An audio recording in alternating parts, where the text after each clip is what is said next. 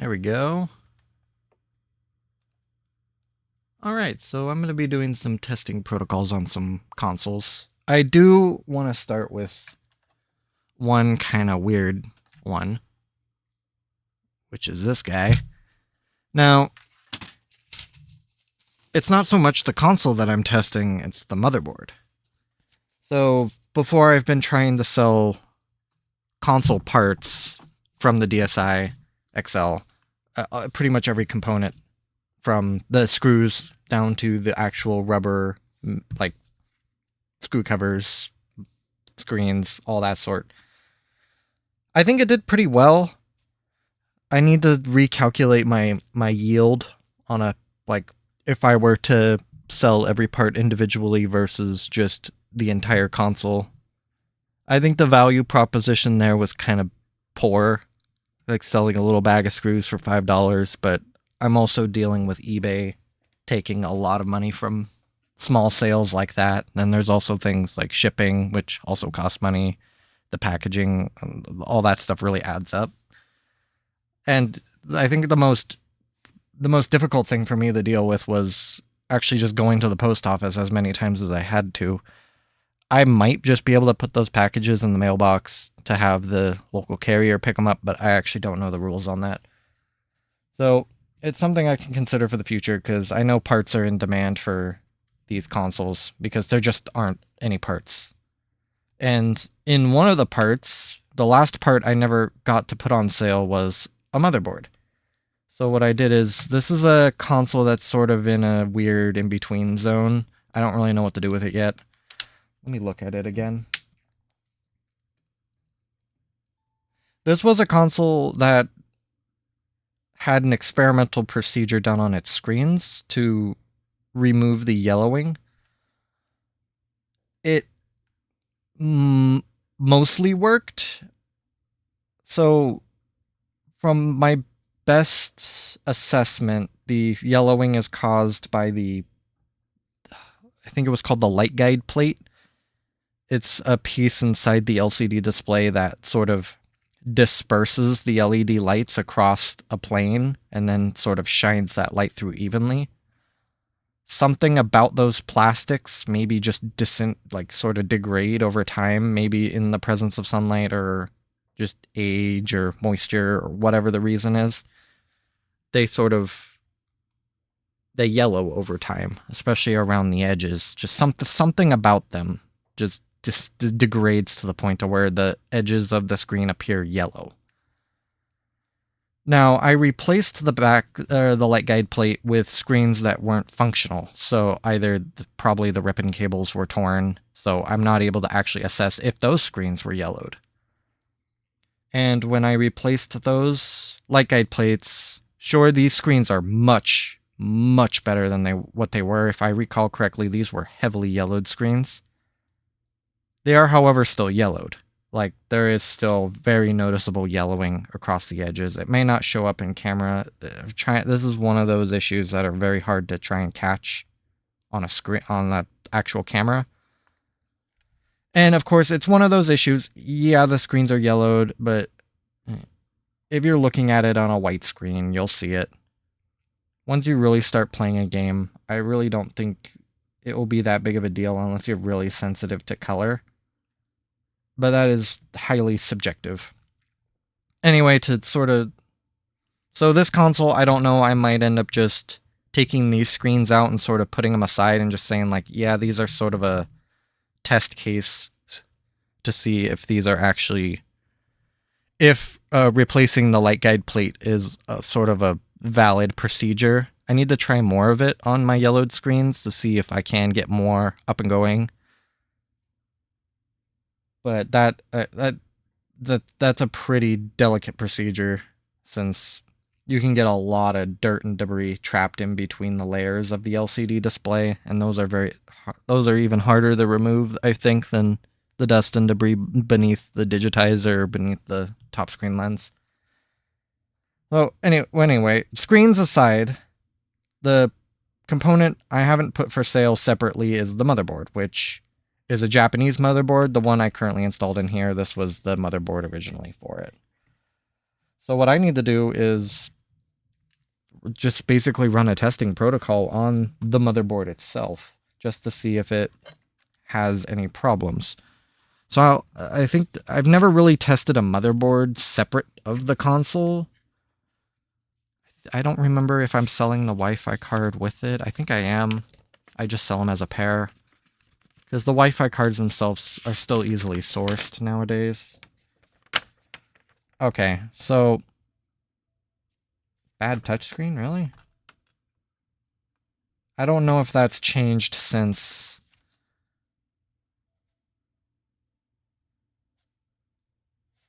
Yeah. So it looks like this one I've tried selling a few times, but it just never has gone through. Just a bit of a shame.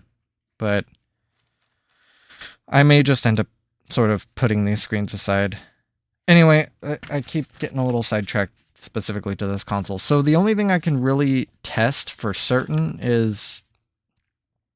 Or the only thing I can really think of doing is just running through my normal testing protocol. The motherboard is, of course, the core of the entire system, so the testing protocol does, in a way, assess every part of the console. So my testing protocol, this is an older testing sheet, but functionally the same. It'll be testing all those categories right there. Motherboard, power board, tactile button, touchscreen, speaker, mic, headphone, camera, charge port, game card, and SD card slot, and then Wi-Fi.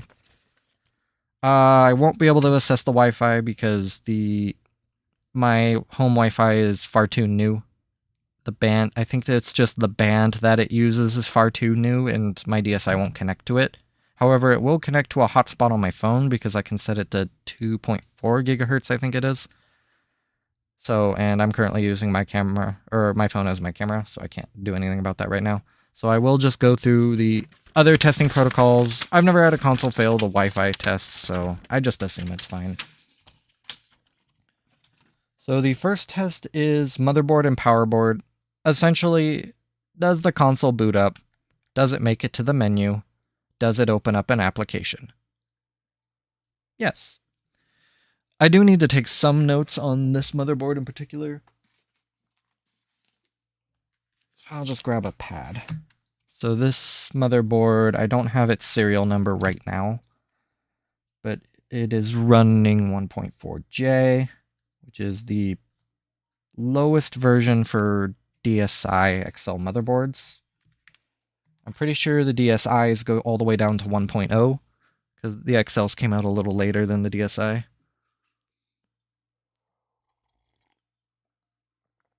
But I will... Obviously that passes. Next are the tactile buttons, which I will grab an R4 card. This is a Japanese console. No, my R4 card doesn't have any problems with it. Okay. Reads the game card pretty quickly. That's good. For the tactile buttons, I go into a piece of homebrew software that basically has a little grid of lights corresponding to the buttons, and every time I press the button, it lights up the light. It's very helpful for trying to test tactile buttons that aren't... Oh yeah, this touchscreen is bad. Okay, that's, yeah, this console's just gonna have to be ripped apart again. So I might not be able to do the touchscreen test. I might have to do that on, a testing rig. I should be able to perform every other test just fine. Ooh, actually, I scratched that. I might not be able to. I guess this will be a pretty good example of what a bad touchscreen looks like when I run it through the touchscreen test. So, actually, I really only need to test the face buttons and the shoulder buttons. The R and L are not a part of the motherboard assembly. They are separate ribbons. So usually when I'm testing a console, I will spend a lot of time testing those shoulder buttons, but since I'm just testing a motherboard, I don't need to worry about that. So let me try and do a calibration on the touchscreen. I'm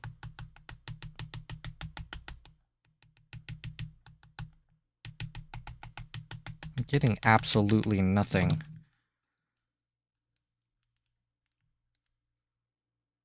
Let me open up the calibration from the actual menu here.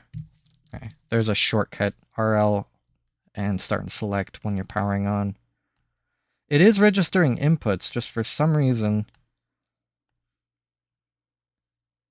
Oh god. Oh, that was the wrong button. I don't know Japanese.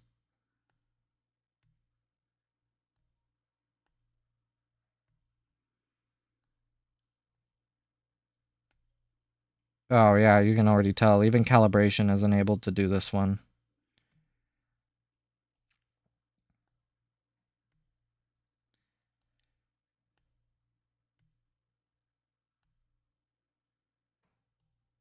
Oh boy, it's having really hard time with this.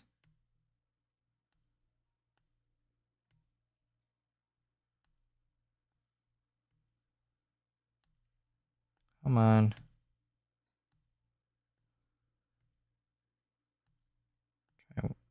Oh? This is really bad. There. I kinda got it. That is no way calibrated.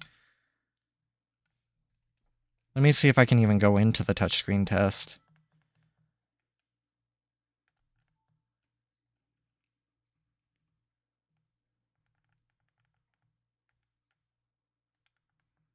So it's this. I have an application, an R4 application that just turns the bottom screen into a uninterrupted sketch pad.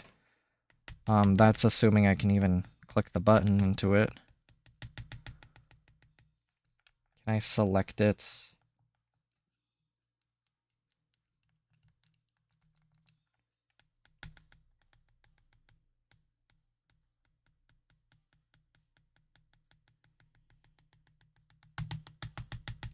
I am not getting anything on this touchscreen. So I need to open it.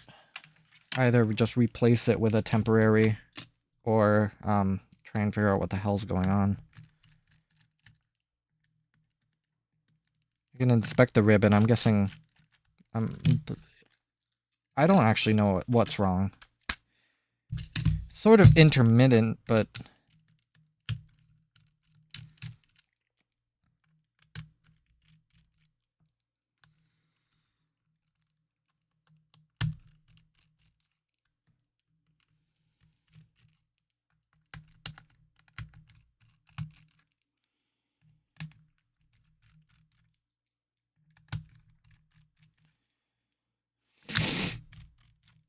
I should almost just keep all these screws out and not... Well, I'm gonna have to test the game card slot.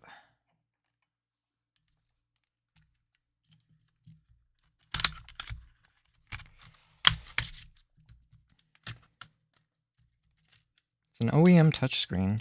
I don't know why it's having so much problems.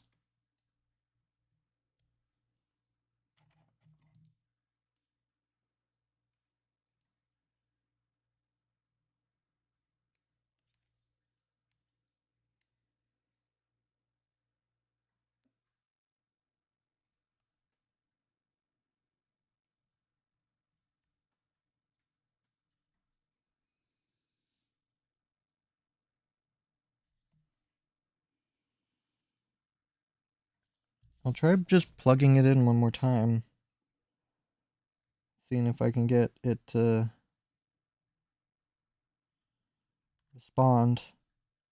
This is obviously not a motherboard issue because of how I have this noted for the console.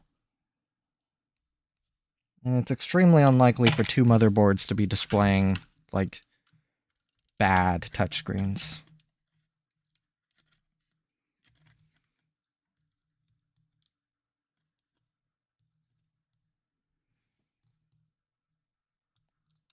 I actually don't know if I've ever had a touchscreen that sort of had an onboard failure of the touchscreen. It's usually the actual touchscreen itself that's bad. Or the ribbon cable has bad traces or something along those lines. Trying to bend a ribbon cable like that, sometimes it creases and breaks all those traces. Okay. Yeah, look at that. So there's something completely wrong with this touchscreen. I just want to see if I can still... Oh god. If I can somehow get into the R4 Pro... Oh god. If I can somehow get into that sketchpad just to kind of see what it would look like.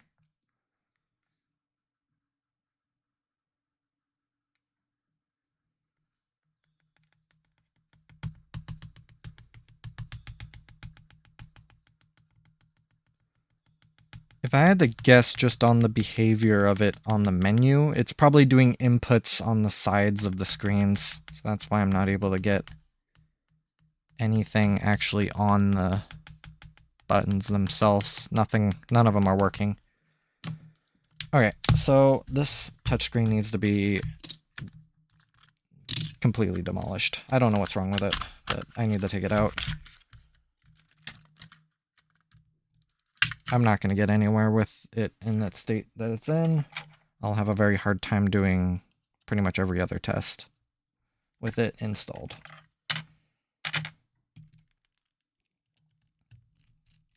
That means removing the motherboard.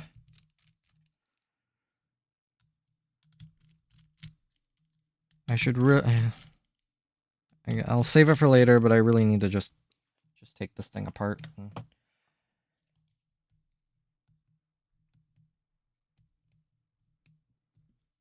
Put the screens aside as sort of a test case and put better screens in. And then with better screens, this console shouldn't have a problem selling. I'm not so much worried about that. This was back, it looked by the documentation, if it's 2023, this was back when I first started selling consoles, so it's really hard to tell whether or not how much yellowing was much of a problem. I guess I didn't quite grasp it, because I don't think it would really bother me that much, just some minor yellowing. I think my main console that I use, my yellow one, has some yellowing. Broken corner glass? Oh, I remember this one. Corner glass. Is that on the digitizer? Trying to remember.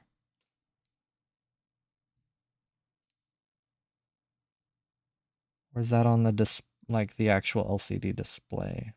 Corner glass? Corner glass. Thinking. I actually don't know what that's referring to.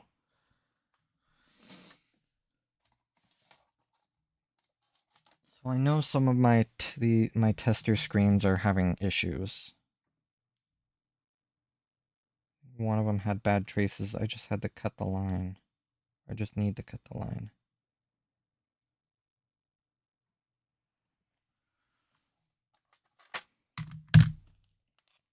Which one was it?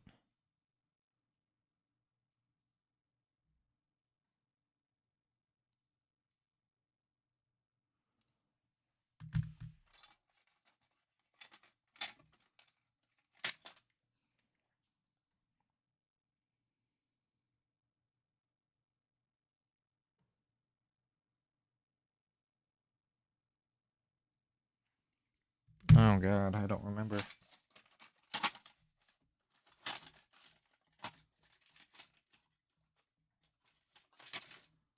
one's at the bottom of my pile.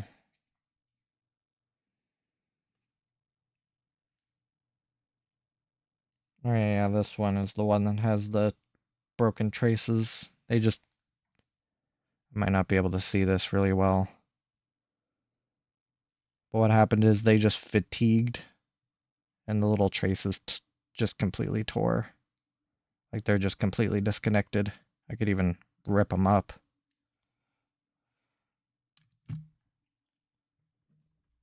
I can, and I have resoldered them before. It's a bit of a pain. I'm not really missing anything with this touchscreen, so I'm just going to clip off the connector. Just throw it away.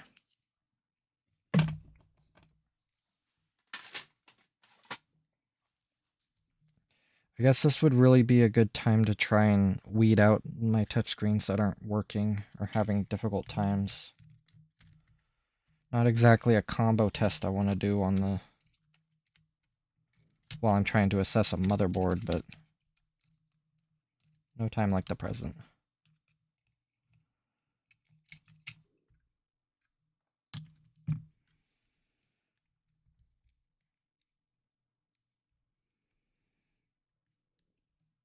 I'll just make sure it works before I start putting it back together. Because especially once I get to the game card test, I need this thing to be assembled fully. The game card test can be a little violent. Very much on purpose. I guess I don't really need to plug in the microphone right now. That's an unimportant part.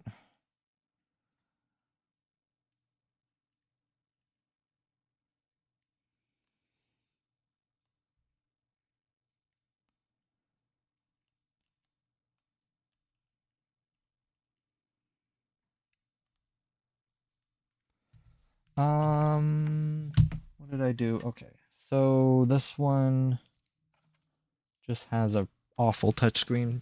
For whatever reason, there's just something completely wrong with it. I'm just going to put an X on it.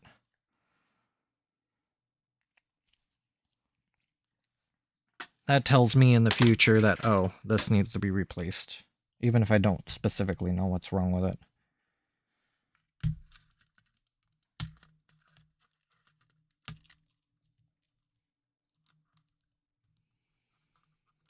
I don't even need to plug in the shoulder buttons either. This is just to see if the touchscreen works.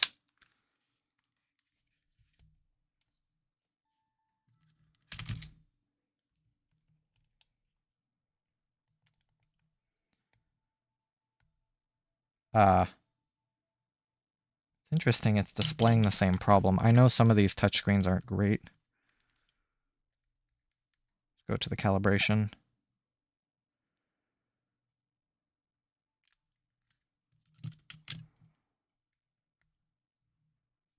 Bottom screen is flickering, but this isn't exactly an all-star screen.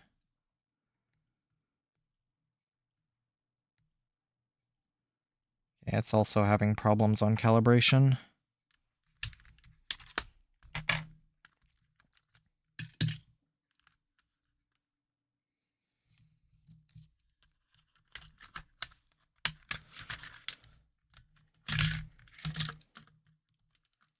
Not exactly the testing I wanted to do, but it's the testing I needed to do. I'm just going to clip the digitizer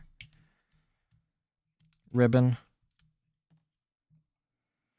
And then when I'm replacing digitizers off of consoles that just have scratched digitizers, I can just use those on my tester rigs. Because if they're just cosmetically scratched, but the touch inputs work fine, then those are still good for testing. They're just usually far too damaged for me to try and sell.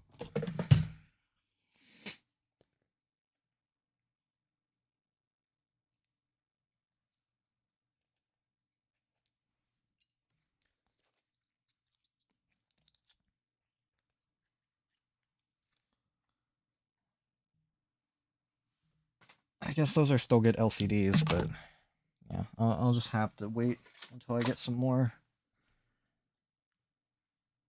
junk digitizers that I can put on them.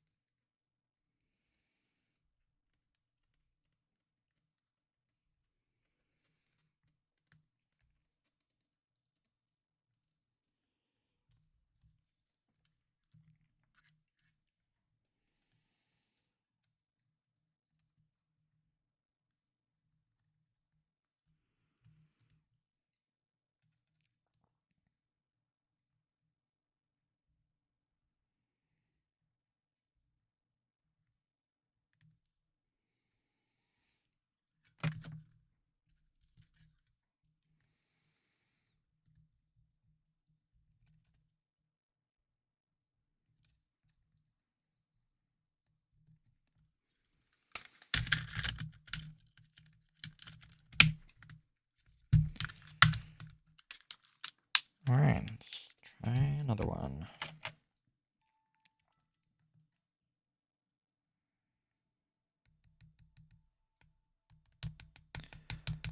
Off to a good start.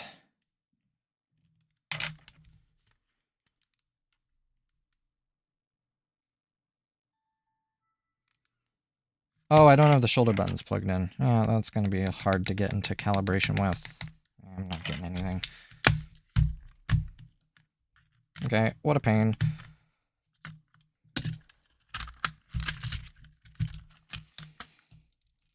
I plugged that in, right? Hmm.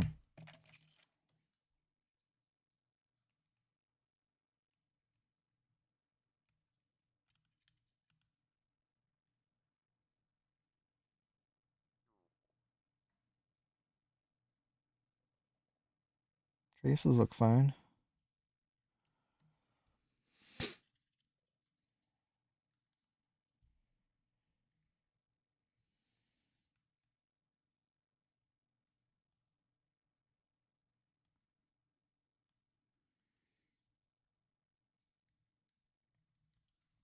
Try one more time on this, and then I might just have to grab another screen.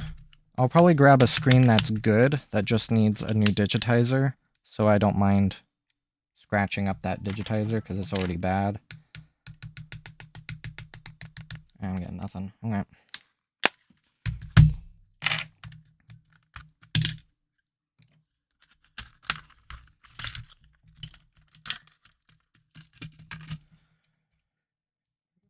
I'm not exactly in the mood to be testing screens at the moment. Not like this, at least.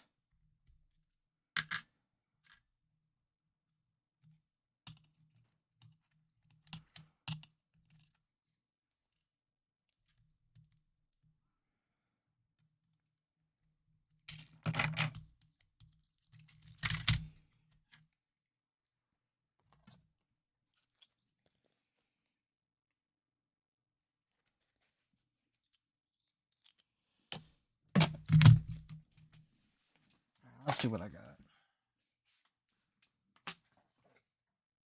Those ones are good digitizers. Don't want to use those yet.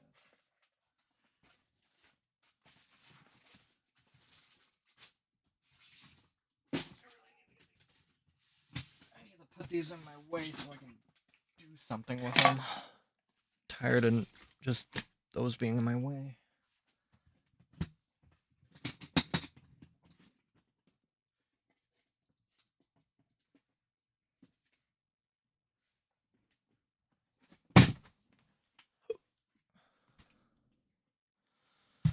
Voila. So here's a screen that the LCD is otherwise fine, but the digitizer is bad. For this case, I think there's like... I know the digitizer can kind of flake away, and that's kind of what it's doing right there. There's also some pretty deep scratches. And just cosmetically and just trying to play with a screen that's in that shape is just rough. Stylus catches on it. Scratches like that usually will distort pixels pretty violently.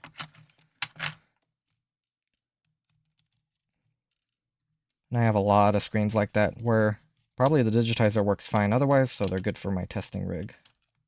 Or my testing setup. I just sort of transfer them over.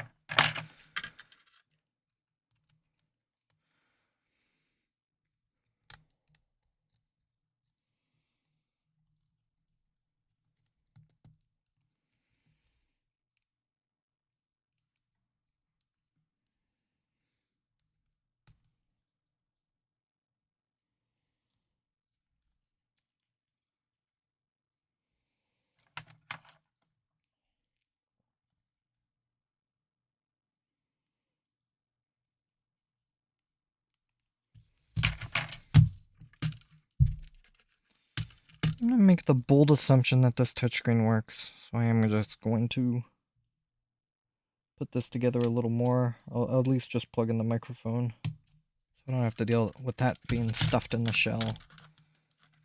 I will plug in the shoulder buttons, because I will try and recalibrate it.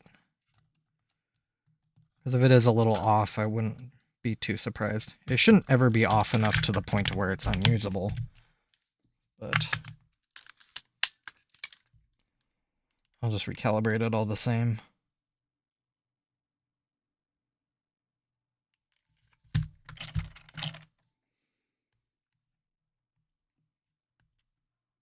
That's more like it.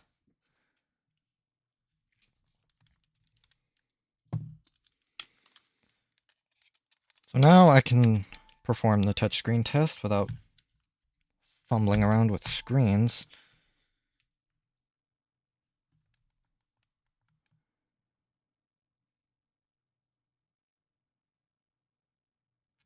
So, like I was saying, this homebrew software turns the entire bottom screen into a touchpad. What I'm going to do is do a perimeter around the screen. This usually is to assess the actual touchscreen functionality, but I am testing a motherboard. I assume I just need to make sure that it responds to the touchscreen and has no, like, internal fault with it. I don't think I've ever come across a case where a motherboard was causing touchscreen issues, but something I need to check. I was mainly looking for dead zones, any erratic inputs. It all looks good. Again, it's not really a test of the touchscreen. This touchscreen's junk. But now I can get the console back together because I know the touchscreen works. And just for now, this console will just kind of live in this sort of Frankenstein state until I deal with it.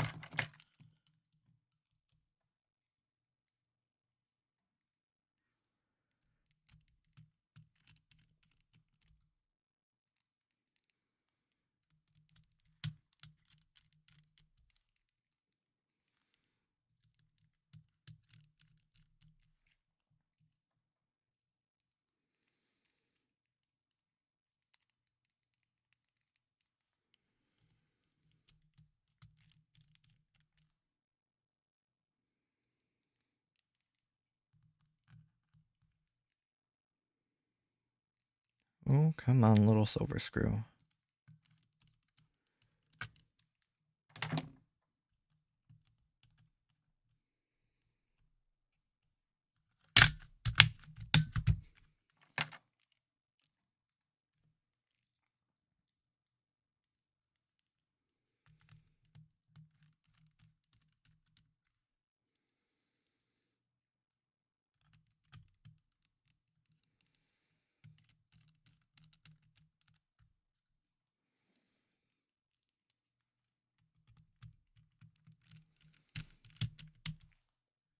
I have to figure out how I'm going to make that eBay listing for just a plain motherboard. I'm going to have to include a lot more information than every other part. Also, haven't really decided on a price. Decisions. That'll be a problem for later.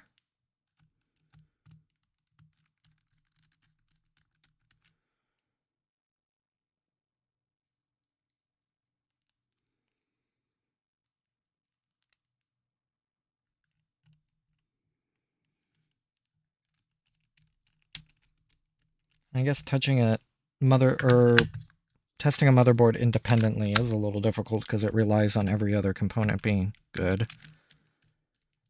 Which isn't so much a bad thing, but I just don't want it to report false positives because that component is bad.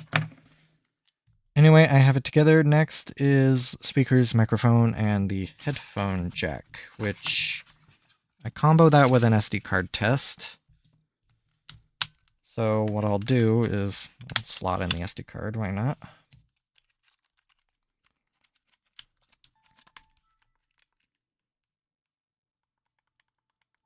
And the DSI sounds. I have a song loaded up on the SD card. I assume if it can read the SD card and play that song, then the slot's good. For the microphone, la la la la.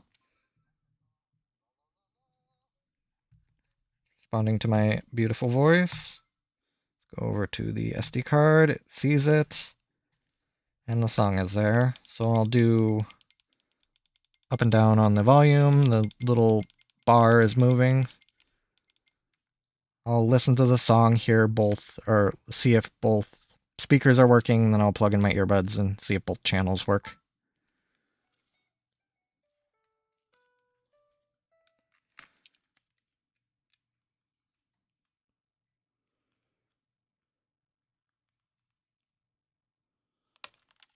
Alright. Both inputs worked, both speakers work. The speakers cut out when I plugged in the headphones. So that's all good. Next is cameras. And I'm just looking, essentially, if the cameras boot.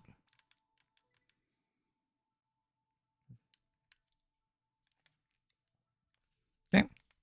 At least this camera unit is still good. I can reuse them. Alright, charge port. This will definitely be a more motherboard-centric test. I have my little USB tester here. What I'll start by doing is plugging in the charge port while the console is still open like this to see if the software indicator responds. Does. It is pulling amperage. So then what I'll do is close it and then jiggle the charge cable around to see if that orange light cuts out. Which it doesn't, and that's sort of the catch if the charge port's damaged or if any of the solder joints on the motherboard are snapped. Because I always like to imagine that you can have a console sitting on a desk with the charge cable in and it gets knocked off a desk and hits the ground charge cable end first, and that could do a lot of damage.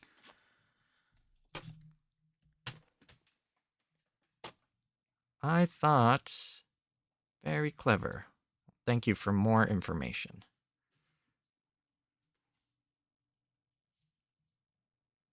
I've been trying to test out Nightbot filters to try and catch those two, or to catch those terminologies.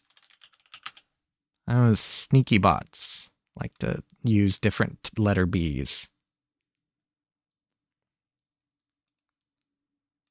Quick aside.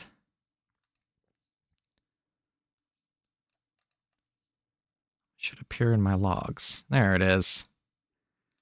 You use your fancy letter B, well... Suck it. Nightbot is expecting that fancy letter B.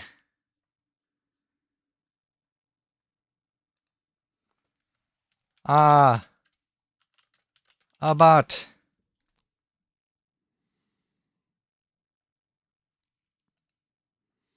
Oh, really?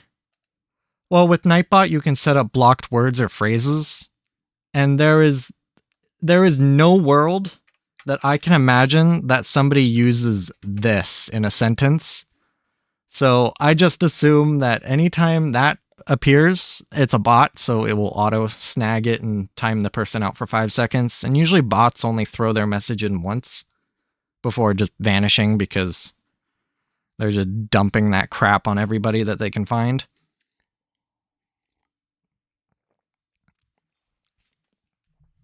But yeah, so I like the Nightbot filters. I've never really tried Twitch's stuff before. That would definitely be something worth... I don't even know if I can even do that on Jake's end.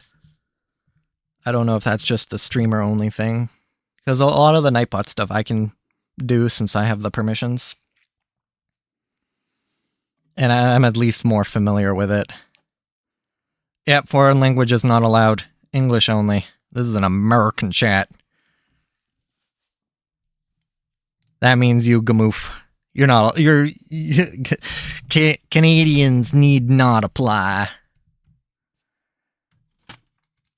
So I did the charge for it, so next is the game card slot. Again, this is definitely the one I need to put the most focus on, because that is extremely motherboard-centric.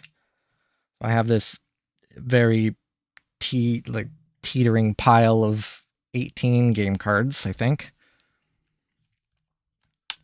And what I'll do is take one of them, of course, and insert it normally. So just click, let go, game card pops up. Your French keyboard will get you banned, and you better watch out. Nightbot's watching, and it's extra racist now. Then what I'll do is I'll put my fingers on it and sort of shift it from side to side. There's a little bit of play in the game card slot. Not much, just a little. I'm looking to see if I can get this game card to vanish from the menu. Or vanish in meaning disappearing or disconnecting, which it just did. Let me try that again. There. So if I push down just a little on the right side of the cartridge, the game card disappears. That is a new in my book. What I'll do, just to sort of go through the entire stack of game cards, I'll shift it from side to side, and I'll also start putting pressure on it until I hit the ejection point.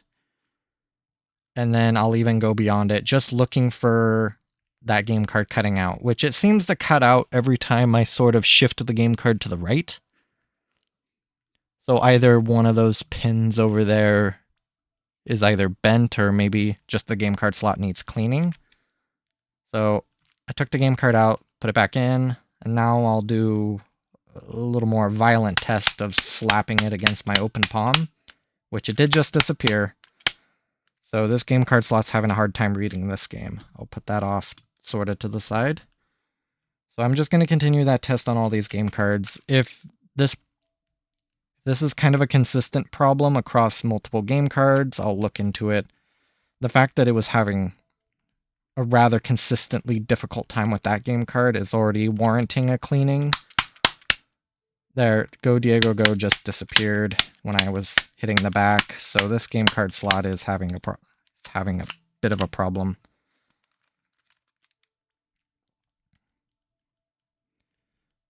Yeah, there we go. Well, that might be a bit of a false positive. I think I accidentally pulled the card out just a little too far.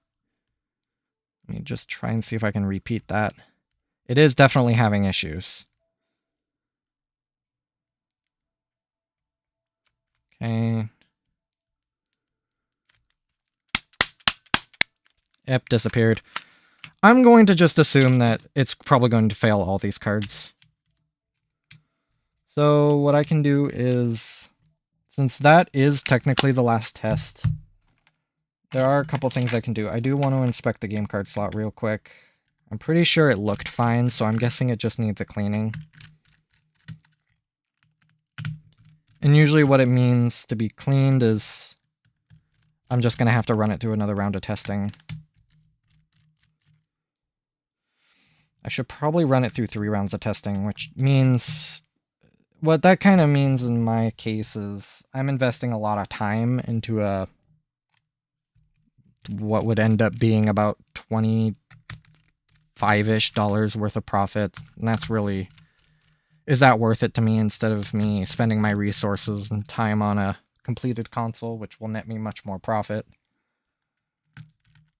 I do want to sell the motherboard independently because that's part of my test batch of parts that I wanted to sell, just to kind of see how the market responds. So it could just be, so in this game card, or this motherboard's case, it could just be that the game card slot's dirty, or maybe some of the pins are bent down. The pins are like little copper knuckles. And I can see them just bending down over the years of game cards, just sliding over them. They look fine. It's kind of a hard angle to get on camera, but there they are right there. They're all nice and uniform. There's not one that's lower than the others. So really what I do for this motherboard, or what I'm going to do for this motherboard right now, is just do the cleaning on the game card slot and then just set it aside. So what I'll do to clean the game card slot is get a game card I don't really care about, dribble rubbing alcohol all over it. I kind of do a little bit of a shake off, and then just take it in and out of the console several times.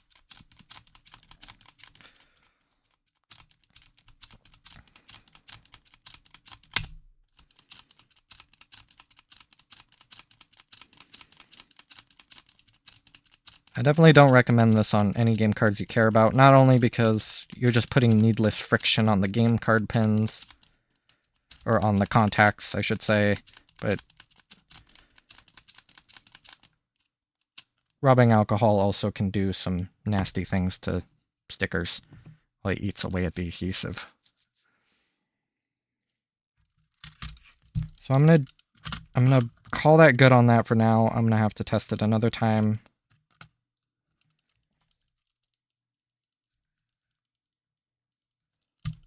I was just looking at the solder joints. It kind of looked like I may have replaced a pin, but that doesn't. It was just sort of the light flickering off the solder joint. So I'll get it nice and back together.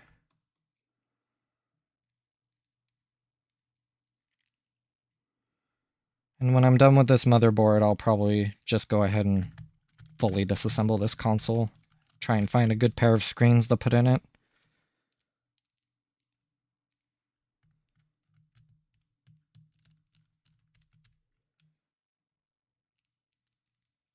And then try and resell it. Having this motherboard, which used to belong to that console, having it out actually has kind of helped me, having a good motherboard on standby. But it's just been squatting on my desk for months. I've had to deal with it.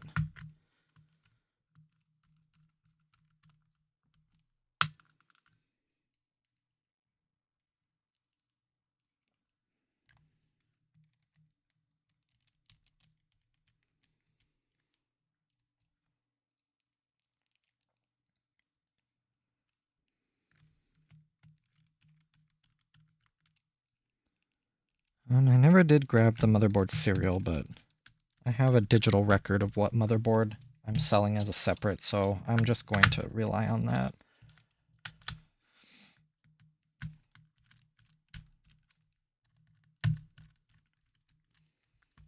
Let me go and grab that information real quick. I don't think I'm going to get a clear enough image on my camera to make out that motherboard serial. So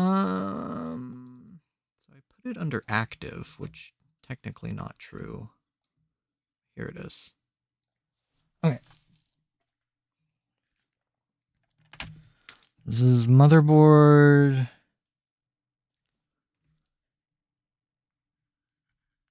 21X96012 U014WM negative A21.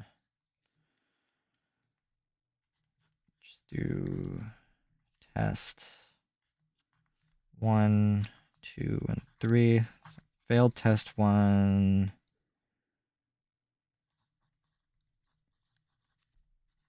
Failed reading.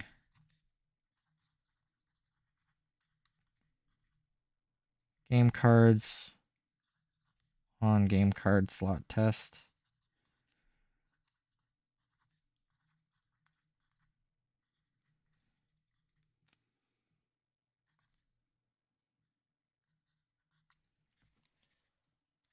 All right.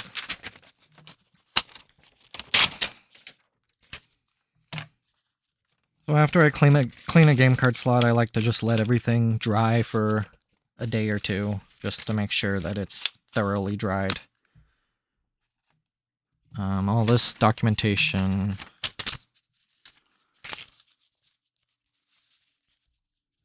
I don't know. I don't know if I'll keep that documentation or throw it out. If I'm putting new screens in it, I need to run the console battery test again. I don't know if any of that extra nonsensical documentation would be interesting to anybody. Okay, so I'm gonna get a little better at sort of isolating what I do for every console and every motherboard, so I need to stop and restart my recording.